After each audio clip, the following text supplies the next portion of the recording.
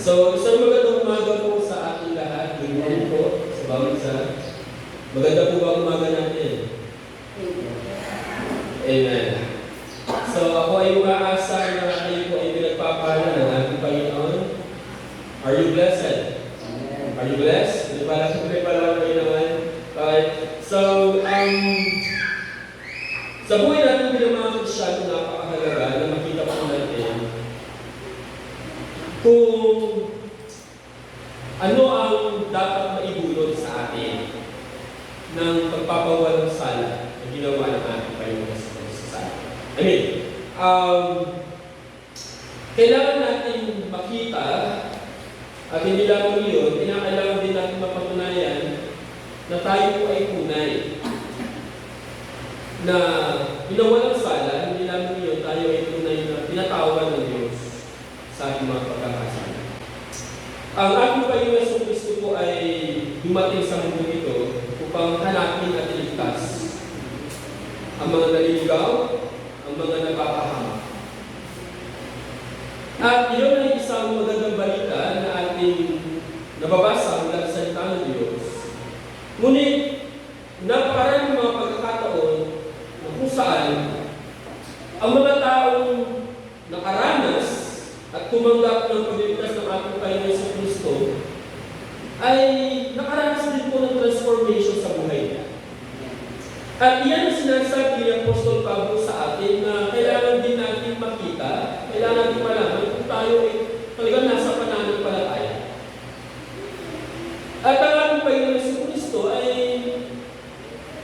nagpakita sa atin ng isang katunayan na ang isang tao may pananampalataya sa Kanya ay mayroong pagbabagong buhay na nagaganap sa kanyang buhay. So this morning, bilang paggalang po sa salita ng Diyos, ating buksan ang ating mga Biblia at ating saysay ng basahin ang salita ng Diyos mula sa Lucas chapter 19 verses 1 hanggang verse 10. Lucas chapter 19 verses 1 hanggang verse 10. Bilang paggalang po sa salita ng Diyos, hinihiling po bawat isa na tayong lahat dito kayo. Basahin ko po ang unang talata, kayo sa pangalawa, pagdating po sa dulong verse, sa verse 10, tayo po ay sabay-sabay.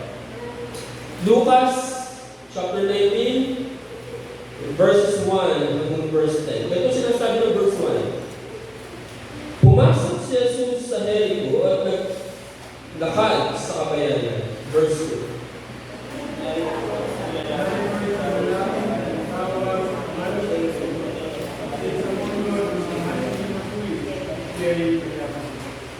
Sinikap niyang makita si Jesus upang makilala kung sino yun. Ngunit sa dami ng tao, hindi niya ito makita dahil siya'y bata. Verse 4.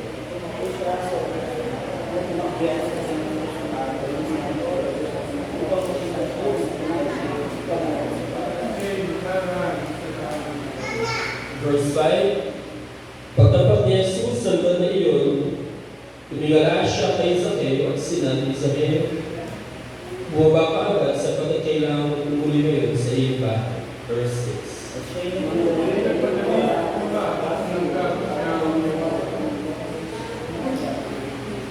Lahat ng nakakita nito ay nagulong-gulungan. Nakikituloy siya sa isang makasalanan. Sabi nila, verse 8.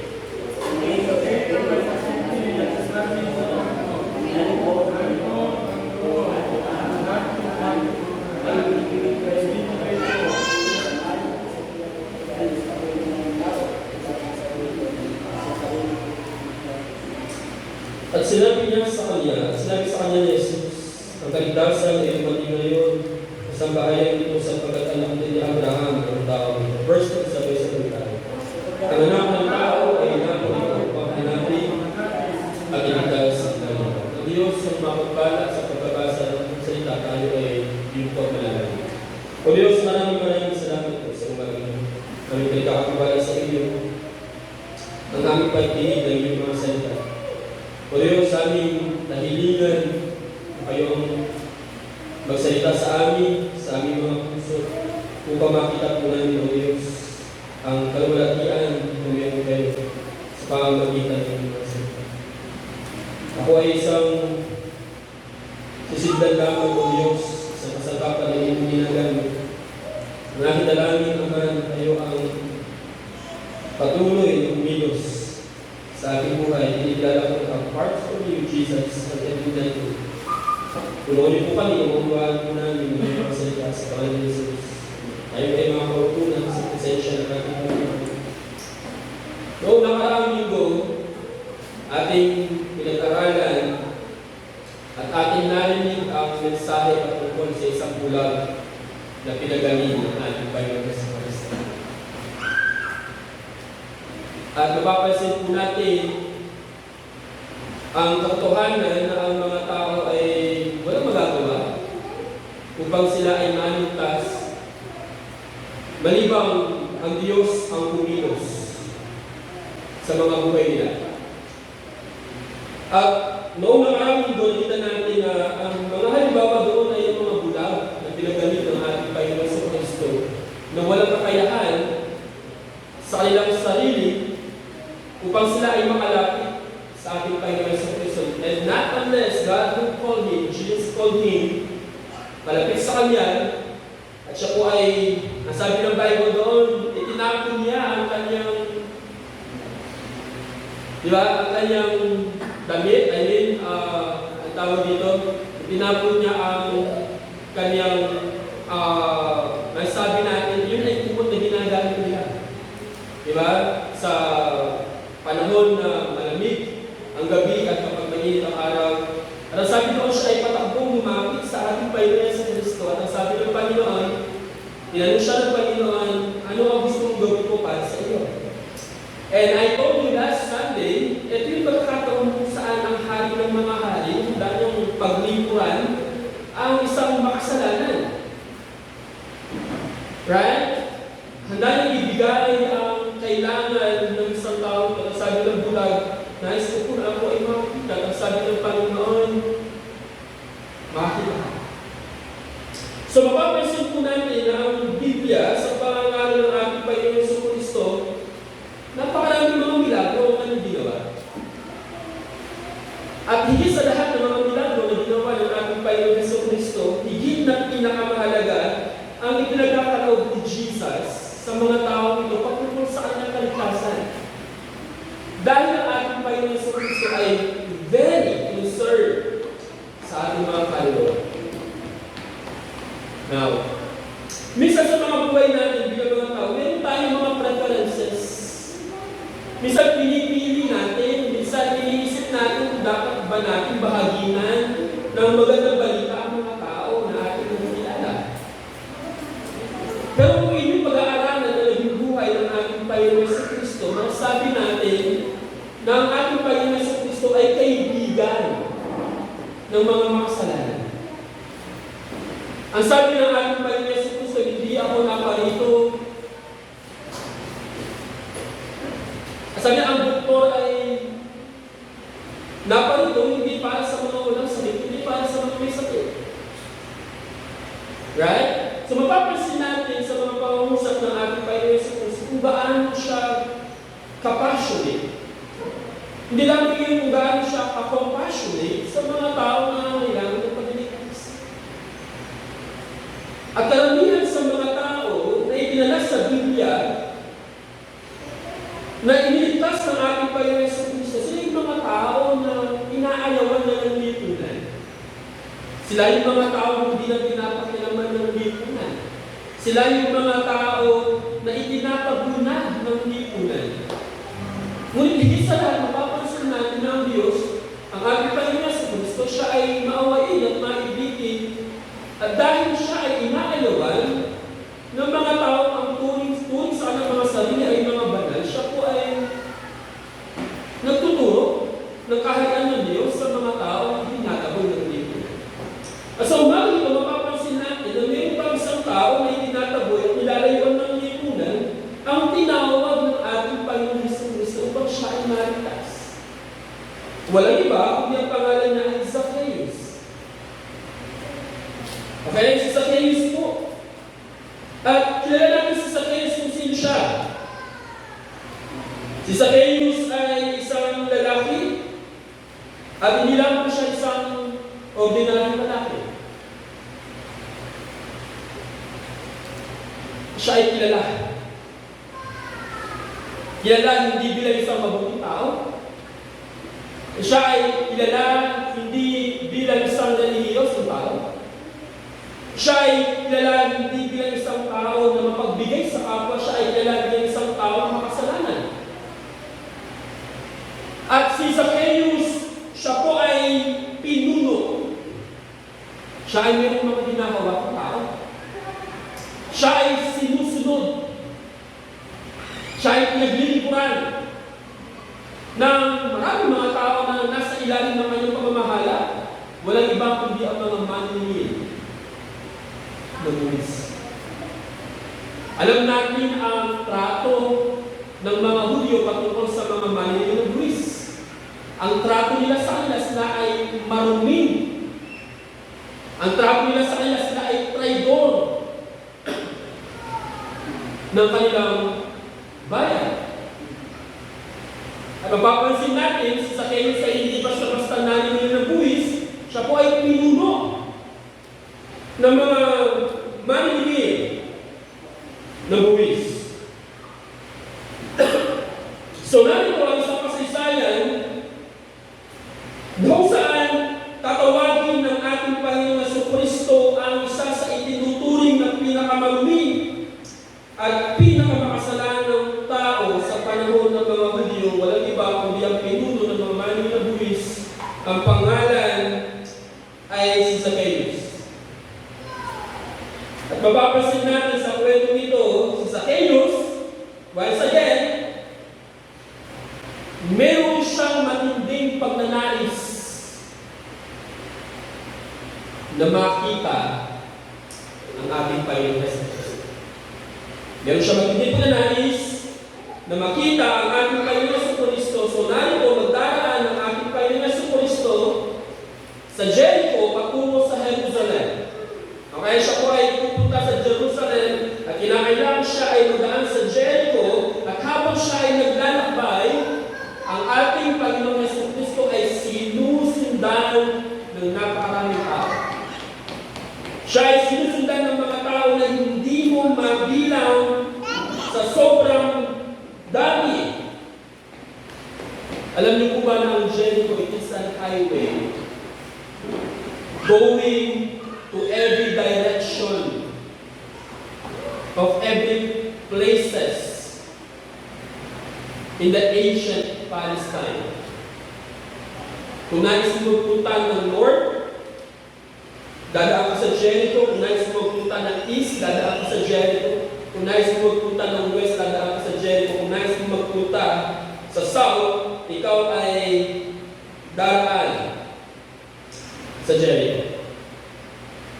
Ang lugar ng Jericho ay isang business capital. And then, kung nais mo magsimula ng negosyo, isang magandang panimula ang lugar ng Jericho sa panahon nila. Dahil ito po ay dinaraanan ng mga naglalakbay. Hindi lang iyon, ang Jericho ay kilala sa mga kalakalan. So, ang isa sa mga opisina ng mga manlilin ng buwis ay nandito sa Jericho at nariyan si Zacchaeus. So, ang sabi ng Luke chapter 19 verse 1, pumasok si Jesus sa Jericho at naglakad sa bayan. May isang tao ang pangalan ay Zacchaeus, isang pinuno ng mga manlilin ng buwis, at siya'y mayaman. Siya ay mayaman. Alam niyo po, yung mga magulang ni Zacchaeus ay mayroong magandang pangarap para sa kanilang mga anak. Ako ay naiiwala na walang isang mabuting magulang na nangangarap ng masama para sa kanyang mga anak. Amen po ba? Okay, alam niyo po, kapag hindi ako makakarinig ng email, medyo hahaba yung sermon natin ngayon. So kung nais nyo pa-i-play yung sermon natin, medyo daras-darasan nyo, takas-takasan nyo yung email nyo. Gusto nyo po bang mapaiksi yung sermon natin ngayong umaga? Ay, wala! Okay, so, ibig sabihin, aamoy tayo ng mga kabayan. Hindi ako nakalimutan yung email. Gusto niyo bang mapahaba yung sermon namin yan or mapaisip, okay? So, siguro, ang tawag dito, implied para sa atin na, okay lang, mas sige po, kabahan yung sermon namin. Okay lang ba? Okay lang? Meron iba nakangiti, meron iba nakatawa, yung iba medyo nakasimama, di ba? Parang hindi makapag-decide. But anyway, balikan natin yan. Alam mo ba na ang mga magulang ni Zacchaeus, maganda yung pangarap nila sa kanya? Nung ipinanganak si Zacchaeus, sa kanyang mga magulang, pinangalanan ni Zacchaeus. Siguro kayo din po, no? Kapag kayo nagpangalan ng mga anak ninyo, hindi papangalanan ng Judas. Tama? O kaya hindi papangalanan ng Ikabod. Mga ganun ba? O kaya, hindi niyo siya papangalanan ng isang pangalan ng isang tao na kilala sa pangit ang reputasyon. Tama po ba? Is that true? Ngayon, yung mga magulang ni Zacchaeus, maganda yung pangarap nila sa kanyang mga anak. Kaya pinangalanan nila sa Zacchaeus ng Zacchaeus. Alam niyo po bang ibig sabihin ng pangalan Zacchaeus? Okay, let me tell you the meaning of the word Zacchaeus. So anyway, alam niyo po ba ang ibig sabihin ng pangalan ni Bebe na Shecaniah? Yung pangalan Shecaniah ay lalaki. Lalaki po talaga yan. Katulad lang ng babae yung pangalan niya. So yung pangalan Shecaniah ay lalaki, kaya dinutungan ng Grace. Yung Grace kasi pang babae. Diba? So sa halip na maging panlalaki, yung pangalan niya, para maging pang babae, dinagdagan po natin ng Grace. Kaya siya naging Shecaniah Grace. Kapag binasa niyo yung mga Bible ninyo, pero kayo mababasa sa Tagalog, sa Kanyas. Hindi mo ba pangit ng tunog sa Tagalog? Sa Kanyas. Di ba? Pero sa English, medyo maganda ang tunog, Shecaniah. O mukha babae, di ba? Ang ibig sabihin ng Shecaniah, one intimate with God. Isang lalaki na malapit sa Diyos. Yan ang ibig sabihin ng word o pangalan na Shecaniah sa mga hindi ko nakakala. And that is the reason why bakit gano'n yung pinangalan ko natin sa kanya. So, pangarap namin, of course, na ang bagay nito ay mapalapit sa Diyos habang siya ay lumalaki. Now, yung word na Zacchaeus, ano yung ibig sabihin ng pangalan Zacchaeus? It means clean, malinis. Ang ibig sabihin ng pangalan Zacchaeus ay innocent, walang muwang sa kasalanan. Ang ibig sabihin ng pangalan niya, pure or righteous, matuwid. Okay? So habang lumalaki si Zacchaeus, maganda yung pangalan ng mga magulang niya para sa kanya, pero ang problema kay Zacchaeus, naging pasaway siya. Hindi siya nabuhay ayon sa pangarap ng kanyang mga magulang para sa kanya. So yung word na Zacchaeus, na sana, ang ibig sabihin ay matuwid sa harapan ng Diyos habang siya ay lumalaki, habang siya ay tumatanda, itong Zacchaeus na ito ay hindi naging malinis. Siya ay punong-puno ng guilt. Siya ay naging marumi. Siya ay hindi naging matuwid sa harapan ng Diyos. So kabaliktaran, ano nangyari? Diba? Alam mo yun? Yung pinapangarap mo sa iyong mga anak, na sila ay magkaroon ng magandang pag-uugali habang sila ay malaki, nakita mo natin na hindi pasawin yung anak mo. Hindi po ba? Okay lang sana na makita natin na maging pasaway yung mga anak natin kasi hindi natin alam. Yung patapos silang nagiging pasaway. Pero, etong si Zacchaeus, habang siya ay tumatanda, mapapansin natin na siya ay naging sikat. Siya ay naging kilala. At ang sabi ng Biblia, siya ay kilala bilang isang pinuno ng maningil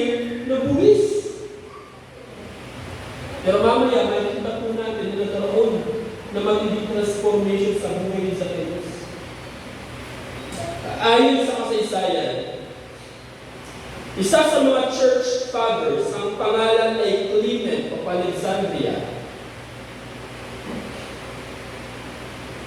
Sa panahon daw po ng church, sa early church, merong isang lalaki na ang pangalan ay Zacchaeus ang naging kilala sa lahat ng churches. At yung Zacchaeus na ito, siya ay naging kilalang pinuno ng church. Hindi lamang siya naging pinuno ng church. Si Zacchaeus, siya po ay nagpastor sa isang church sa Caesarea. Okay? At after ni Zacchaeus, ang pumalit sa kanyang pagpapastor, walang iba kundi si Cornelius. Isang centurion. Yan po ba yung centurion na yan? Yun yung bantay bilanggo na magpapakamatay na sana nung lumindol ng malakas dahil baka nakatakas yung mga bilanggo.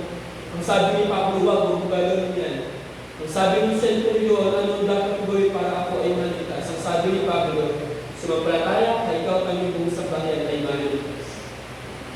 So, ang centurion na iyon, si Cornelius, siya ang pumalit kay Zacchaeus bilang pastor doon sa Caesarea. Mga kapatid, hindi nyo mababasa sa inyong Bible ang kasaysayan niyo. Iyon ay mababasa sa kasaysayan ng Iglesia ng ating Panginoon Jesucristo. At ang maganda nito, mapapansin natin ang isang Zacchaeus na pinuno ng mga maling ng buwis, naranasan ang pagligtas ng ating Panginoon Jesucristo, siya ay nagpastor at naging kilalang mabuting leader sa kasaysayan ng church. Pero bago ang lahat iyon, si Zacchaeus ay pinuno ng mga manilin ng buwis. Hindi lamang iyon, kung merong pyramid. Okay? Mapapansin natin na siya yung nasa pinakataas. Siya yung nasa pinakatuktok. Siya yung pinakaulo ng mga tao na namumuno o naniningil ng buwis. Thank you. Huwag ba natin? Siya yung mas taas. Ibig sabihin, siya yung mastermind. Sa lahat ng mga magnanakaw sa Jericho noong panahon nila. Natay-takin po kayo. Hindi po ba kayo nagagalit sa mga nangugoto? Hindi ba kayo nagagalit sa mga taong sobrang mahingit? Hindi po ba? Tama po ba? Amen? Kinakagalit na ninyo yun. At imagine ninyo, kayo yun. Kayo si Zacchaeus. Kayo si Zacchaeus. At gano'n yung hanap buhay ninyo. Gano'n yung trabaho ninyo. At kayo ay iniiwasan, nilalayuan, hindi tanggap ng lipunan. What would you feel? Bakit? Alam po kasi sa panahon nila na ang pahingin ng buwis kung nais mong maging mayaman sa paraan na hindi tama, sa paraan na hindi wasto. Ang pinakamabilis na paraan ng pagpapayaman, walang iba kundi yung pahingin ng buwis sa panahon nila. Bakit? Kasi sobra at labis sila kung maningin. Well, anyway, yung mga legitimong pamamaraan kung paano sila maniningin ng buwis. Pero maliban doon sa legitimong pamamaraan kung paano sila maniningin ng buwis, meron din paraan na hindi tama. So grabe, sobra-sobra. Sila ay nahiningin ng higit pa doon sa kinakailangan. Yun ang totoo. Di ba? Nangungulimbat sila ng mga bagay na higit pa doon sa inaasahang similin sa kanila. At iyon ay isang kalayaan at karapatan na ibinigay sa mga maniningin ng buwis. So narito ang isang tao na mayaman, kilala sa lipunan, mandarambong, magnanakaw.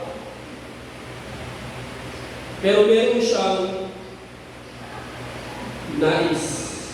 Narito ang isang bahagi ng buhay ng kwento ng isang taong makasalanan, pero meron siyang pagnanais na makita ang ating Panginoon sa Kristo. Verse 3. Sinikap niyang makita si Jesus upang makilala kung sino ito. Ngunit sa dami ng tao, hindi niya ito makita dahil siya ay babae. Tandaan po natin, sa panahon na iyan, ang ating Panginoon sa Kristo ay kilala. Ang mga itinuturo at mga milagro na ginawa ng ating Panginoon sa Kristo ay nababalitaan na sa mga karatig bayan, sa mga syudad. Okay? So kahit wala doon ang ating Panginoon sa Kristo mismo, yung mga nakakita na ginawa ng ating Panginoon sa Kristo kung siya ay nasa Galilea, yung mga taong naglalakbay patungo sa Jerusalem, na ibabalitaan na yung ginagawa ng ating Panginoon sa Kristo. So hindi na nakakapagtaka, isa sa mga tao na nakarinig ng mga turo at mga ginawa ng ating Panginoon sa Kristo, kundi si Zacchaeus. So nabalitaan ni Zacchaeus na dadaan ng ating Panginoon sa Kristo sa Jericho. At dahil nabalitaan niya yun, sabi ng Bible, nais niya na makita niya ang ating Panginoon sa Kristo. Hindi natin yun, sabi ng Tagalog, sinikap niyang makita. Sinikap niya na makita ang ating Panginoon sa Kristo. Nais niya malaman kung ano ang itsura ng ating Panginoon sa Kristo, siguro. Nais niya makita kung gaano katangkad ang ating Panginoon sa Kristo. Gusto siguro makita yung physical appearance ng ating Panginoon sa Kristo. So nagkaroon siya siguro ng interest, nagkaroon siya ng curiosity kung sino ba itong Kristo na ito na bumubuhay ng mga patay.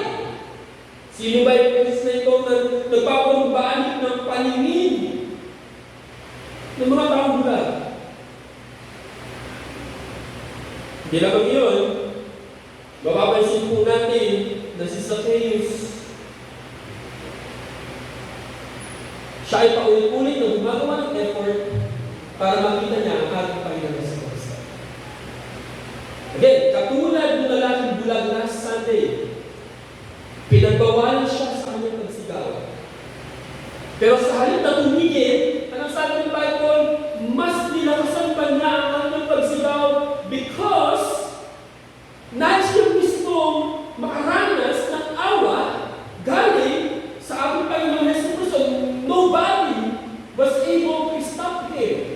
At ganoon din si Zacchaeus. Mapapansin natin na si Zacchaeus, siya ay pandak. Hindi siya makadaan sa mga taong matatangkad. At sa dami din ng mga tao na nais makita ang ating Panginoon sa Kristo, hindi siya makasingit. So hindi niya makita pero hindi siya nagpapigil sa ganawang sitwasyon. Malinaw ang sabi ng Bible na siya ay pandak. Ano mapapansin natin dito? Bakit sinisikap na makita ang ating Panginoon sa Kristo? You know the reason why? Alam niyo po si Zacchaeus? Sa kabila ng dami ng kanyang kayamanan. Sa kabila na siya ay lumalagoy na sa kayamanan, mayroong bahagi ang puso niya na siya ay hindi ito. Merong dissatisfaction sa puso niya. Na kahit gaano na kanyang kayamanan, merong kauhawan sa kanyang puso na tanging ang Diyos lamang ang makakapuno. Kuha natin? Na tanging Diyos lamang ang makakapuno ng lahat ng yan. Bakit? Ito ang reality. Alam ni Zacchaeus na siya ay makasalanan sa harapan ng Diyos. Alam ni Zacchaeus na siya ay hiwalay sa Diyos. Kuha natin. Alam ni Zacchaeus na siya ay kaaway ng Diyos. Alam ni Zacchaeus na siya ay hindi mabuti sa harapan ng Diyos. Alam ni Zacchaeus na siya ay walang buhay, na walang tulad. Alam niyo po, siguro si Zacchaeus, sa kabila ng dami ng kanyang kayamanan, hindi na siya makatulog kakaisip ng kanyang kasalanan at yung guilt na nararamdaman niya sa kanyang puso. Guilt. Hindi siya pinapatulog marahil ng kanyang kasalanan. Ilan guys, ayon sa pag-aaral, 90 to 95% ng mga tao na nasa mental hospital, ang pinakadahilan kung bakit sila ay nandoon, because of guilt. Merong mga kasalanan sila na hindi pa sinettle sa harapan ng Diyos. At yung guilt na nararamdaman nila, nagdudulot sa kanila ng anxiety. Alam mo, ibig sabihin no, ang mga tao na nasa mental institution, merong factor ang spirituality kung bakit sila nandoon. Hindi sila pinapatahimik ng kanilang konsensya dahil sa mga kasalanan na gawa nila. Ganyan ba tayo? Katulad ba tayo sa Zacchaeus? Na kapag tayo ay mayroong nagawang kasalanan, hindi lamang sa harapan ng tao, hindi ba sa harapan ng Diyos, hindi tayo nakakatulog. That unless may pahayag natin yun sa harapan ng Diyos. O wala kang pakialam. Ang sabi ng binasa ni Brother Roldan sa Psalms chapter 32, diba? Siya ay natutunaw dahil sa kanyang kasalanan. You know what? This is the reality. Kapag ang tao nagkaroon siya ng anxiety, magkakaroon ng problema sa circulation ng kanyang dugo. Kapag nagkaroon ng problema sa circulation ng kanyang dugo, diyan napapasok ang iba't ibang mga karamdaman. And 90-95% ng mga tao nasa mental institution dahil sa kasalanan nila sila nandoon. Hindi sila pinapatulog ng kanilang konsensya. Pero isa ang tunay patungkol kay Zacchaeus. Kumilos ang banal na espiritu sa kanyang puso upang magkaroon siya ngayon ng pagnanasa na makita ang ating Panginoon sa puso. That's the reality. Nagkaroon ng pagnanasa si Zacchaeus sa kanyang puso dahil ang Holy Spirit ay kumilos sa kanya, and because of that, hindi rin siya pinigilan ng kanyang pagiging pandak. At sa dami ng mga taong nagkakalimot para makita ang ating Panginoong Jesucristo, why? Because alam ni Zacchaeus, sa pagkilos ng Holy Spirit sa kanyang puso, malalaman natin na isang tao pinapatubayan, hinihimusan ng Holy Spirit, walang sino man makakapili sa kanya na gawin ang nararapat, at yun ay ang makita ang ating Panginoon Jesus. Hindi lamang yun. Hindi na inisip ni Zacchaeus ang kahiliyan. Hindi na inisip ni Zacchaeus ang sasabihin ng mga tao makakita sa kanya. Ayun sa puntong ito, may sabi ko na kung naging makapal ang mukha ni Zacchaeus na gumawa ng kasalanan, mas naging makapal ang kanyang mukha na sikapin na makita ang ating Panginoon sa Kristo. Tama ba? Hindi ko lang. Kung naging makapal ang mukha ni Zacchaeus, naharapin ang mga tao, sa kabila ng kanyang kasalanan ginagawa, mas naging makapal ang mukha ni Zacchaeus ang sikapin niya na makita ang ating Panginoon sa Kristo. Ibig sabihin, wala akong pakialam. Ba't ba iisipin ng mga tao? patungkol sa akin, kung titignan ko naman, kung aanapin ko, kung ang aking kakatapuin, ang aking makikita, walang ibang kundi ang ating Panginoon Jesucristo. Is it? No. In Luke chapter 19, verse 4, ito mababasa natin, kaya patakbo siyang nauna sa dadaanan ni Jesus at umakyat sa isang puno ng sikomoro. So malinaw kay Zacchaeus na alam niya mismo kung saan daraan si Jesus Christ patungo sa Jerusalem. Tama? Alam niya. Malinaw sa kanya kung saan dadaan ang ating Panginoon sa Kristo. So dahil hindi niya makita ang ating Panginoon sa Kristo, dahil sa dami ng mga tao, ano ginawa niya? Ano ginawa niya? Siya ay verse 4, sabi niya, patakbo siyang nauna. Saan naon? Patakbo nauna. Patakbo niya, nagawa ko ng paraan. Hindi ko hayaan, hindi pa sa araw na ito, hindi ko makita si Jesus. So naging white siya na yan. Paano ginamit ang kanyang kaisipan? Hindi ko siya makita dahil sa dami ng mga tao. So gagawin ko, uunahan ko siya. At dahil siya ay pagdaan, sabi niya, pumakit siya sa puno ng sikomoro. Hindi ko alam kung gaano kataas yung puno ng sikomoro.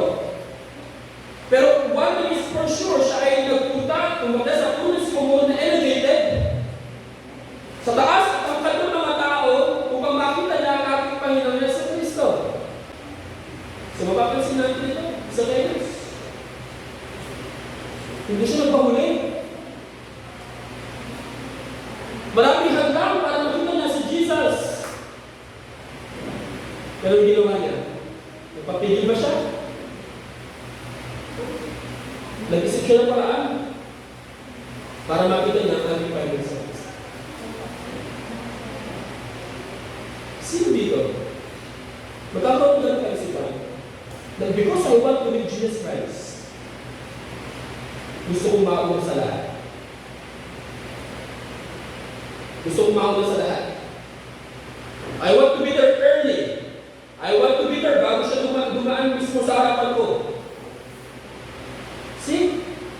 So narito ang kasaysayan ng buhay ng isang tao na nagsisikap makita ang ating Panginoon Yesu Cristo at dahil meron siya nakita hadlang sa dami ng mga tao, ginamit niya ang kanyang kaisipan at siya ay nagpunta, tumakbo pauna sa lahat ng mga tao upang makita ang ating Panginoon Yesu Cristo. Luke chapter 19 verse 5. Pagtapat ni Jesus sa lugar na iyon, tiningala siya kay Zacchaeus at sinabi, Zacchaeus, bumaba ka agad sa kailangan kong tumuloy ngayon sa iyong bahay.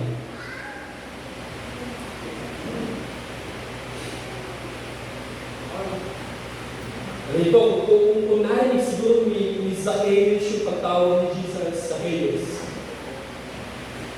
Siguro si Zacchaeus, masashock siya. Matutulala siya. Alam mo kung bakit matutulala si Zacchaeus? Bakit masashock si Zacchaeus? Because this is the first time again sa buhay niya na tinawag siya sa kanyang pangalan. Alam niyo bakit? Kasi every time na nakita siya ng mga tao, ayan yung mandarbo, ayan yung magnanakaw. Ayan no, yung taong marumi. Hindi ba nang matawag sa pangalan sa Zacchaeus? Hindi lamang matawag ang Zacchaeus malinis sa tao. Hindi siya matawag ng tao na naman. Pero, napapansin natin sa kwento ito, ito yung unang pagkakataon sa buhay ni Zacchaeus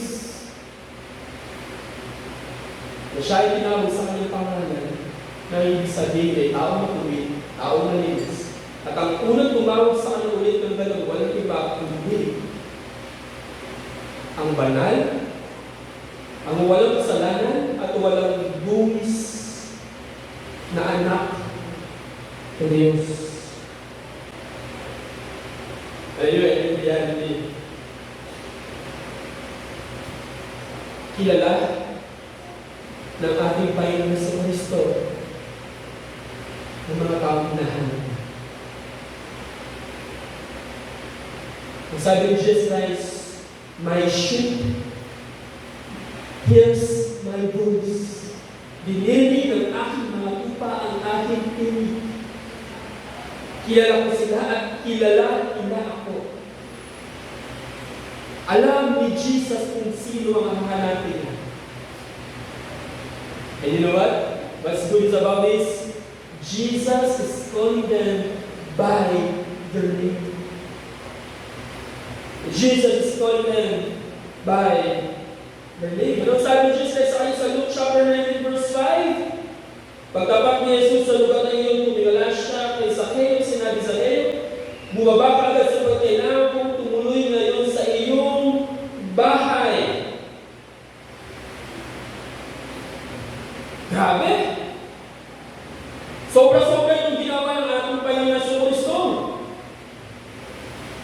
Ito ay isang bagay na hindi matanggap ng mga Hudyo. Yung sabihin ni Jesus Christ, ang sabihin ng isang rabbi, ang sabihin ng isang tagapagturo sa isang makasalanan na ako ay tutuloy sa iyong bahay. Pero ang ginawa ni Zacchaeus. Verse 6. Nagmamadaling bumaba si Zacchaeus at tuwang-tuwang tinanggap si Jesus sa kanyang bahay. Dahil sa ikuman, inipusan ng ating Panginoon sa Kristo si Zacchaeus na siya ay bumaba. Ano yun? Ni Zacchaeus? Siya ay nagmamadaling bumaba. Tayo ba ay katulad ni Zacchaeus? Na kapag tayo inuutusan ng Diyos, nagmamadali ba tayong gawin ang pinapagawa ng Diyos? Nagkukumahog ba tayong gawin ang pinapagawa ng ating Panginoon sa Kristo? O tayo ay nagdadahilan ba? Tayo ba ay katulad ng mga tao na nais sumunod sa ating Panginoon sa Kristo? Kaya alam po, Panginoon, ako ay bagong kasal. Kaya alam po, Panginoon, na ng bagong biling baka. Kaya alam po, Panginoon, yung tatay ko, ililipin ko muna. Do you like Zacchaeus? Are you like Zacchaeus? Na kapag tayo tinawag ng Panginoon, ano man ang ating sitwasyon, ano man ang ating ginagawa, we are in a hurry. Tayo ay nagmamadali na sumunod ang ipinapagawa sa atin ng ating Panginoon Jesucristo. Narito si Zacchaeus. Ano sabi niya? Sabi ng Bible, siya ay nagmamadaling bumaba. At hindi lang iyon, siya ay tuwang-tuwang tinanggap ang ating Panginoon sa Kristo sa kanyang bahay.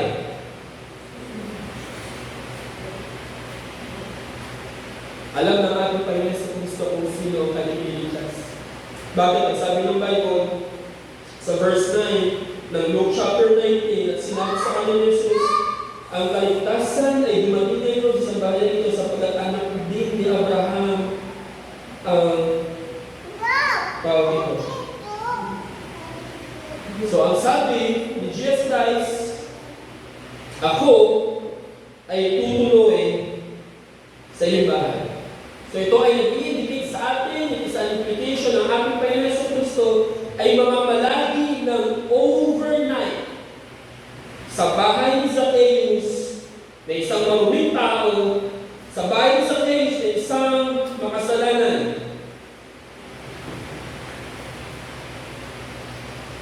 Sabi niya, siya ay nagmamadaling bumaba.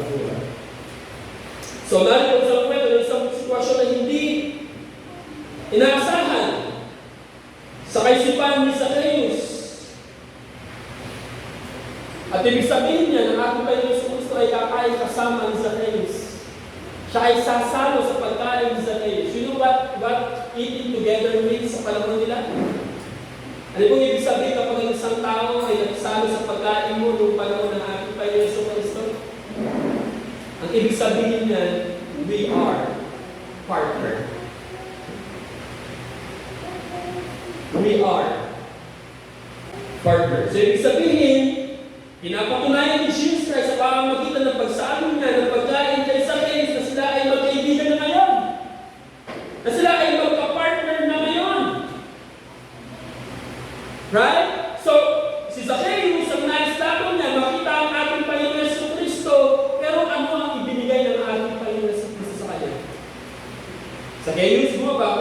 ako magtuloy sa iyong bahay. Nang sabi ng Bible, nagmamadali siya bumaba at tinanggap ng may kasiyahan sa kanyang bahay ang ating Panginoon Yesu Kristo. So narito, ang kasaysayan na minsan pa sa buhay ni Zacchaeus, siya ay tinawag na malinis. Siya ay tinawag na mag-uwid at siya ay pupuntahan ng kilalang personalidad sa kanyang mismong bahay upang makisalo sa kanya. Luke chapter 19, verse 7. Lahat ng nakakita nito ay nagpulong-pulungan na dituloy siya sa isang makasalanan. Sabi niya, ayan, ang mapapansin natin.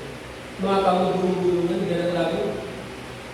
Mga tao walang magandang masabi sa mabuting bagay na ginagawa ng ating Panginoon sa Kristo.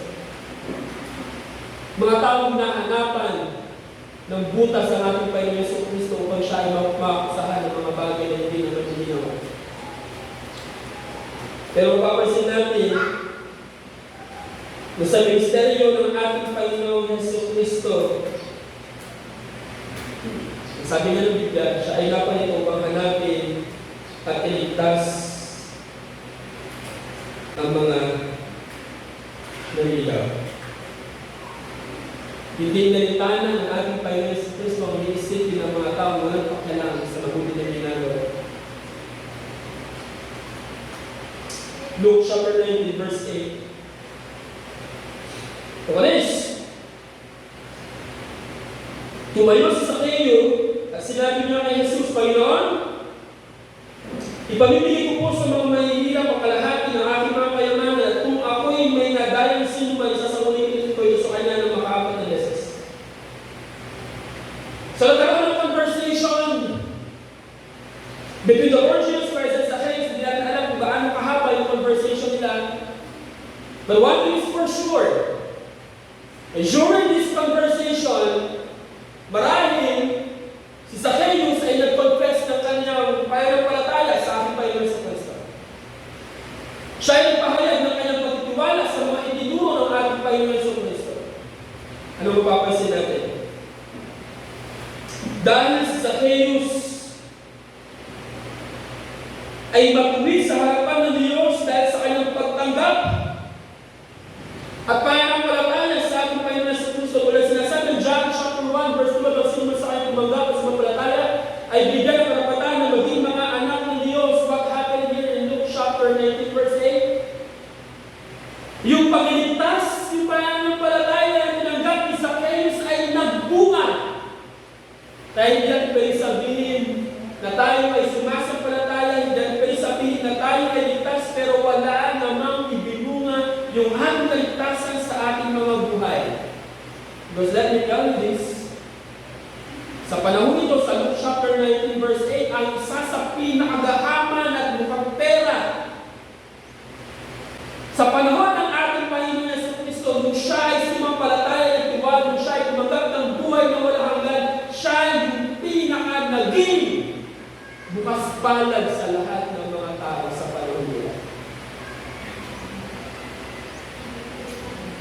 Amen. Tama? Tayo mo kayo. Bakit siya trabaho sa Panginoon ng buwis? Dahil galit siya. Dahil mukhang pera siya. Dahil mahal niya ang kayamanan. Kaya siya nahihingin ng sobra. Sa nararapat kasi gusto niya maging mayaman siya kaagad. Ganun siya kagahaman. Magnanakaw siya para lamang maging mayaman. Pero at that point na siya ay tinatagpo ng ating Panginoon sa Kristo, siya ay binisita, pinuntahan ng ating Panginoon sa Kristo, there was a conversion. Pero nangyari, paano masabi na ligtas si Zacchaeus? Verse 8. Panginoon, sabi ni Zacchaeus, ipamimigay ko po sa mga mahihirap. Alin? Ang kalahati ng aking kayamanan.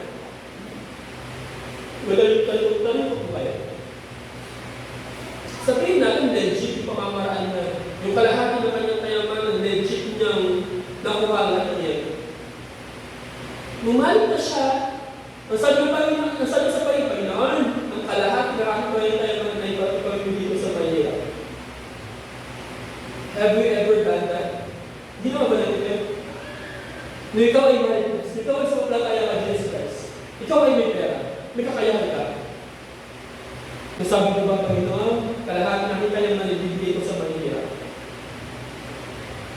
Narito, ang isang taong kahaman, nung tanggapin niya ang ating Panginoon sa Kristo, nagbagong bigla ang buhay niya. Nagkaroon ng transformation, 100%, 180 degrees. Sa kanyang pagiging kahaman, bigla-bigla, nag-uusap na sila ng ating Panginoon sa Kristo, yung transformation instant. Hindi ko ba? Right? That moment, mismo sa oras na iyon, nakausap ng ating Panginoon sa Kristo, yung kanyang pagiging ganit ay nawala. Ano nangyari? Bigla siyang naging mapagbigay.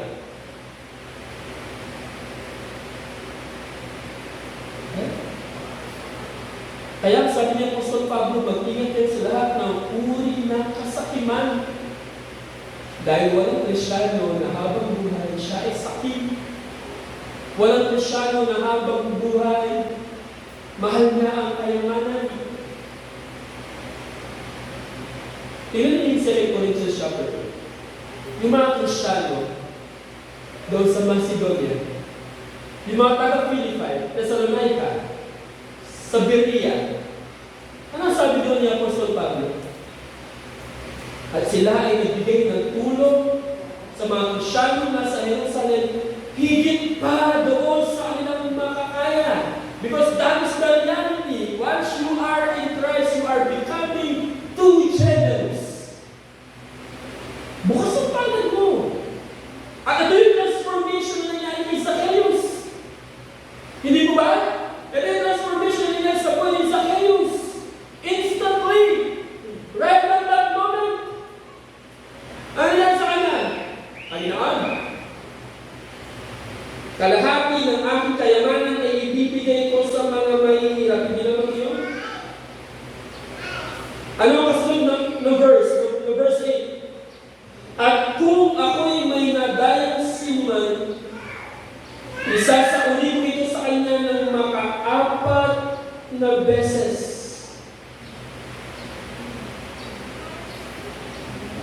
400 times. Example, si Gadan, ako si Zacchaeus, tinakawag ko siya ng 100, ang ibabalik sa iyo, 400 pesos. Parang tinumubo pa yung ninakot ko sa iyo. Yun ang commitment na yun ni Zacchaeus. Panginoon, sabi ko, meron ako na dahil sinuman, ibabalik ko ng maka-4 na beses. Isang tao, makasarili. Nung tanggapin niya ang ating Panginoon Yesu Kristo, wala na siyang pakialam sa kayamanan. Nawala ang kanyang pagiging sakim at pagiging makasarili. May transformation ba? May pagbabago ba? Same sa buhay natin. May transformation dapat kung sinasabi natin tayo ay naligtas. May transformation dapat kung sinasabi natin tayo ay mayroong pananampalataya sa ating Panginoon Yesu Kristo. Verse 9. At sinabi sa kanya ni Jesus sa kaligtasan ay dumating na yun sa bahay niya dito sapagkat anak din ni Abraham ang tao. Verse 10. Ang anak ng tao ay napalit upang hanapin at iligtas ang mga naligaw. Transformation. May pagbabago.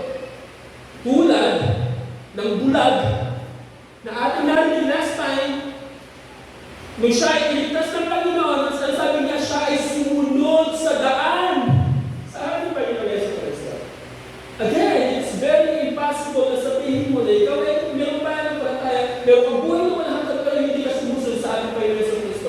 Imposible na sabihin mo na meron pa ng palataya kay Jesus, pero walang transformation ng buhay mo. And let me tell you this. You can sound Christian inside the church, but God knows if you are saved or not.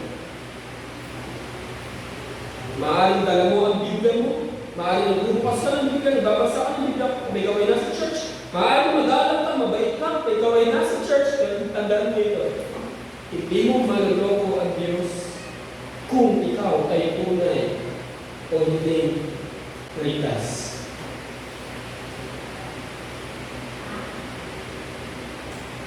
Now, hindi naman yun mapapasalan kay Isaías.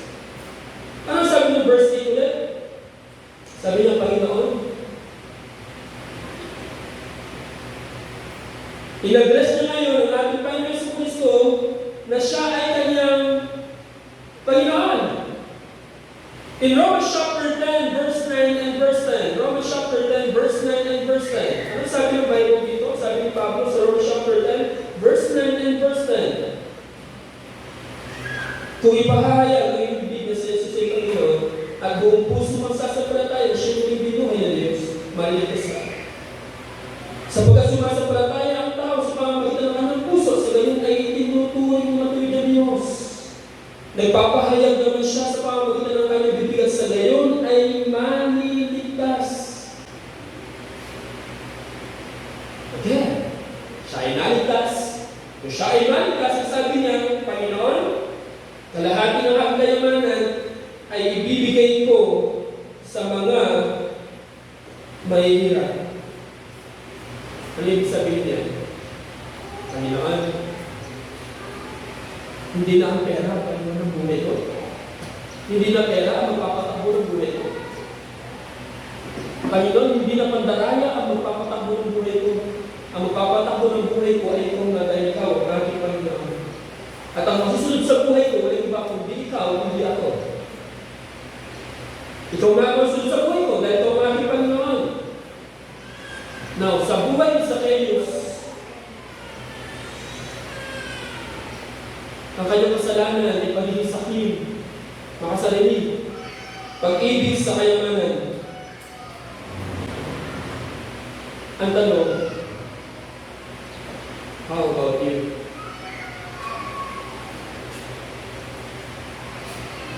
Ano ang kasalanan mo? Yung dahilan kung bakit hindi ka mas makasunod sa Diyos.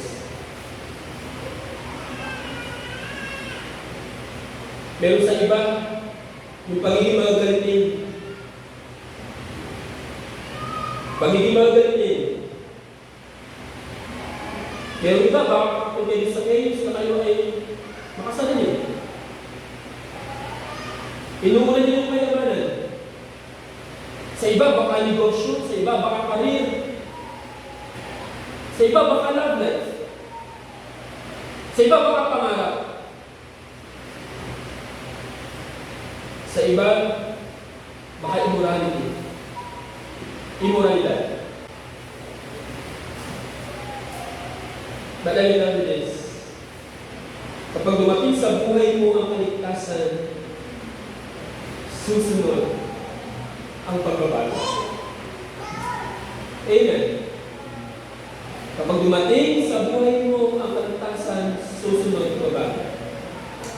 Sabi nga ng amen ang mga naligtas. Kaya ang mga binago. Medyo binaya ka. Kakaunti na lang ba yung binago ng Panginoon sa atin? Tandaan natin yun. After na ikaw ay maligtas, magkakaroon ng transformation. 1 John chapter 3, verse 17. 1 John chapter 3, verse 17. Kapag nakita ng isang may kaya sa buhay, ang kanyang kapatid na nangangailangan at pinagkaitanay ng tulong, ano sabi ba siya umibig sa Diyos? Our generosity will always reflect our salvation. Our generosity will always reflect our salvation. Ang tunay na katwiran na tinanggap natin sa ating Diyos ay magdudulot sa atin ng pag-iisip, hindi ng aking sarili, kundi isipin natin ang pangalan ng iba. So ang sabi ni Zacchaeus, ibibigay ko kalahati ng aking kayamanan sa lumayo. Ang sabi ni Santiago, sa James, ang pananampalatayang walang kalakip na gawa ay patay. In Ephesians chapter 2, verse 10, kung ang tayo ngayon ay gawa ng Diyos, at sa pagkipag-isa natin kay Kristo Jesus ay nilikha niya tayo para sa mabuting gawa na ihanda niya ng uno pa man upang gawin natin. So, sabi sa Zacchaeus, ibibigay ko kalahati na akayaman sa mahirap. Hindi lamang yun. Ano sabi niya? Sa verse 8. At kung ako'y may nadayang sino man, isasauli ko ito sa kanya ng makaapat na beses. Please turn your Bible sa Numbers chapter 5. Numbers chapter 5. Bilang chapter 5, verse 6. Numbers chapter 5, verse 6. Sabihin mo ito sa mga Israelita, sino man magtaksil kay Yahweh at makagawa ng masama sa kanyang kapwa, ay dapat umamin sa kasalanan ng hindi nagawa. Pagbabayaran niya ito ng buo maliban pa sa dagdag na ikalimang bahagi nito. Ang sabi ng Panginoon sa Numbers chapter 5, pagbabayaran niya ito ng buo, at dagdag na ikalimang bahagi nito, ito ibibigay niya sa ginawa niya ng masama o sa pinakamalapit na kamag-anak. So, ibig sabihin, in verse 7, itutuloy natin, dapat umamin sa kasalanan kanyang nagawa, babayaran niya ito ng buo, maliban sa dagdag na ikalimang bahagi.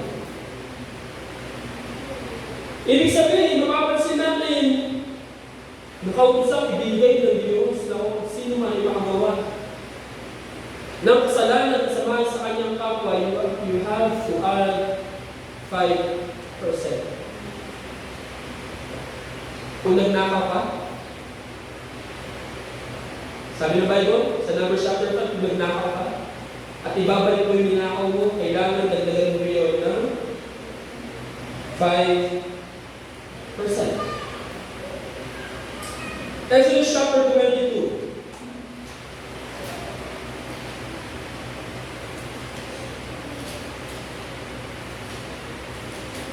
Exodus chapter 22, verse 1. Kapag isang tao ay nagnakaw ng baka o tupa, ito'y pinatay o ipinagbili, papalitan niya ito. 5, ang ipapalit sa isang baka, at 4 naman sa isang tupa. Kailangan siya magbayad. Kung walang ibabayad, siya ang ipagbibili at ang pinagbilhan ang ibabayad sa kanyang ninakaw. Kung ang ninakaw naman ay makita sa kanya at buhay pa, doble lamang ang ibabayad niya. Kapag ang magnanakaw pumasok ng gabi at siya ay napatay ng may-ari ng bahay, walang pananagutan ang nakapatay. Kung ang pagkapatay ay naganap ng sikat ng araw, nananalog ang kapatay. Yan ay utos ng Diyos.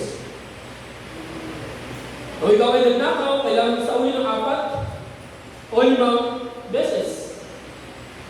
What does it tell us? Si Zacchaeus, kung siya ay manitas, nagkaroon siya ng transformation and he knew.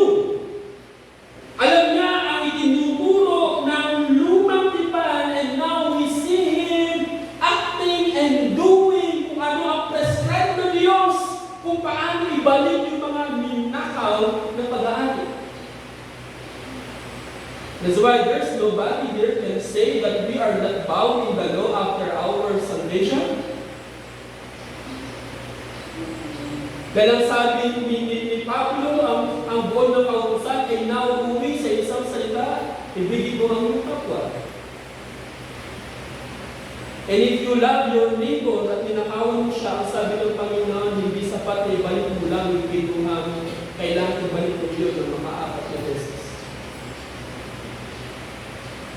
And God is so serious about that. Mapapansin natin si Zacchaeus, tinupad niya ang sinasabi ng lumang tipan na hindi niya kaya gawin nung siya ay wala pa ng palataya sa ating Panginoon. Kasi Kristo. Brothers and sisters in Christ, ito ang magandang balita. Luke chapter 19 verse 10. Ang anak ng tao ay naparito paghanapin at iligtas ang nila. Narito ang ating Panginoon sa Kristo, baba mula sa langit, nag-anyo ng damit, ng isang damit ng isang alip, siya ay naglingkod, siya ay nag-aral, siya ay nagturo. At hindi lamang yun, ang pinakadahilan kung bakit naparito ang ating Panginoon sa Kristo ay upang hanapin at iligtas ang mga nawala. Iligtas sila mula sa kasalanan, iligtas sila mula sa impyerno, at dalhin doon sa walang hanggang kaharian ng Diyos sa kalangitan. Nais na Diyos na ang sino man ay tumanggap ng buhay na walang hanggan. Let me ask you a question, brothers and sisters. Gaano karaming Zacchaeus ang nakaupo sa punong sikomoro, nahihitan, na marinig, na malagalaga. Hindi learning, nalilig ba ako? Gaano maraming Zacchaeus ang nakaupo sa puno ng sikomoro at naghihintay na sila ay bahaginan ng mensahe ng kaligtasan mula sa mga taong kinubos ng ating Panginoon sa Kristo. This is my prayer today, if you are not yet a Christian. This is my prayer today for you, if you are not yet very convinced that we have to share the gospel. I pray that God will bring commandment into your heart at tulad sa kayo sinawa. Kung tayo ay puso ng Panginoon, tayo ay nagmamagaling sa ulo. There's a lot of people who waiting like Zacchaeus to hear the message of salvation. Brothers and sisters in Christ, it's my prayer that this church, Silang Christian Church, will pray fervently and seriously para sa kaluluwa ng mga taong napapahakot kung they are waiting for you. Hinihintay nila kayo.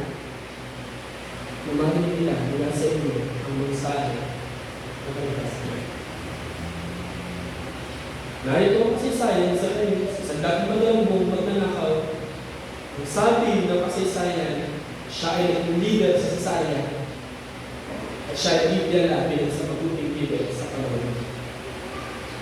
Sana magiging tayo.